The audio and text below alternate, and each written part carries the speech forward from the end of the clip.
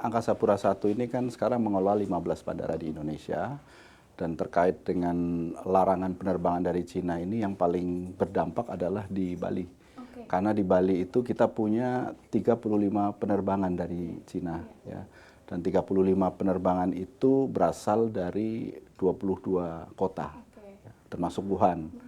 Dan jumlah penumpang yang datang itu per hari itu sekitar 6.800. Jadi tentu saja dampaknya terhadap bandara kita di Bali cukup signifikan. Kalau saya hitung dari sisi loss opportunity pendapatan itu per bulan ya sekitar 48 miliaran lah. Jadi 48 miliar per bulan. Nah, tapi yang lebih signifikan lagi adalah dengan adanya dampak virus corona ini dari penerbangan lain juga banyak yang melakukan pengurangan frekuensi. Jadi kalau kita lihat data Januari Februari, total di seluruh bandara yang dikelola oleh AP1 itu ada sekitar 12.700 penerbangan yang cancel ya selama 2 bulan.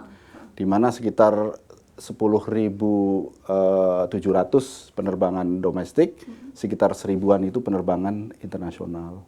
Dan ini baru terjadi di bulan Januari dan Februari aja. Dan di bulan Maret kita memproyeksikan penerbangan yang cancel itu akan semakin banyak ya, karena saya sudah mendapatkan notifikasi dari beberapa airline internasional seperti Scoot,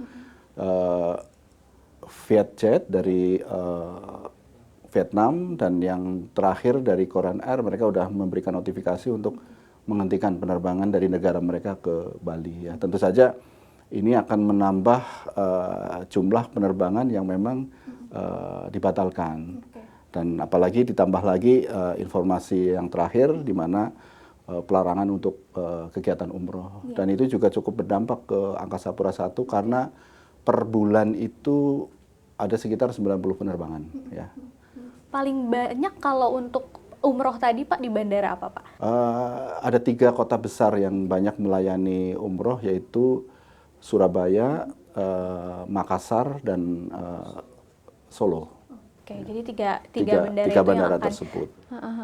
Yang terbaru ini kan Pak, setelah kemarin ada larangan dari atau ke China, itu sekarang ada 3 negara lagi Pak yang dilarang ya Pak untuk WNA-nya, warga negara asing masuk ke Indonesia, mulai dari Italia, kemudian Korea Selatan sampai ke Iran. Nah, itu seperti apa Pak? Ini walaupun masih akan diterapkan 8 Maret sih nanti. Kira-kira proyeksi kerugiannya seperti apa? Jadi gini, untuk 3 negara itu kita memberikan penanganan khusus ya. Pada prinsipnya warga negara dari ketiga negara tersebut masih bisa masuk ke Indonesia, kecuali khusus untuk ada beberapa kota ya. Jadi di Italia itu ada 5 kota, terus kemudian di Iran itu ada 3 kota, yang dari Korea itu ada 2 kota. Nah, kalau dari kota-kota tersebut memang dilarang sama sekali masuk Indonesia, walaupun mereka hanya transit. Ya.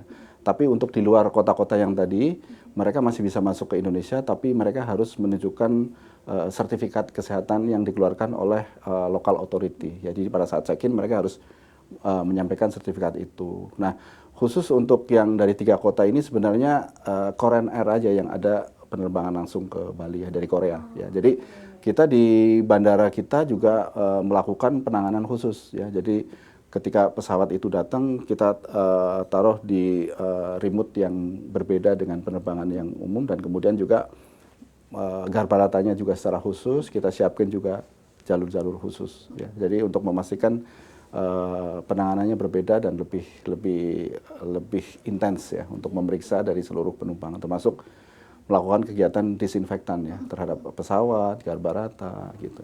Itu untuk yang 3 negara itu khusus ya Pak. Jadi kalau digabung nih Pak antara larangan China, kemudian umroh juga dilarang sampai nanti 3 negara, kira-kira untuk opportunity loss-nya itu sebesar apa sih Pak untuk bandara di AP1?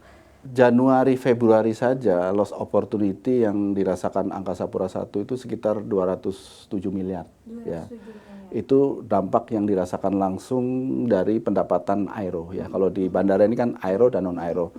Saya belum menghitung dari pendapatan non aero, di mana area-area komersial di bandara kan kalau jumlah penumpangnya menurun pasti mereka juga omsetnya menurun ya. Jadi per bulan kalau kita hitung ya sekitar 100 miliar lebih itu di Januari Februari.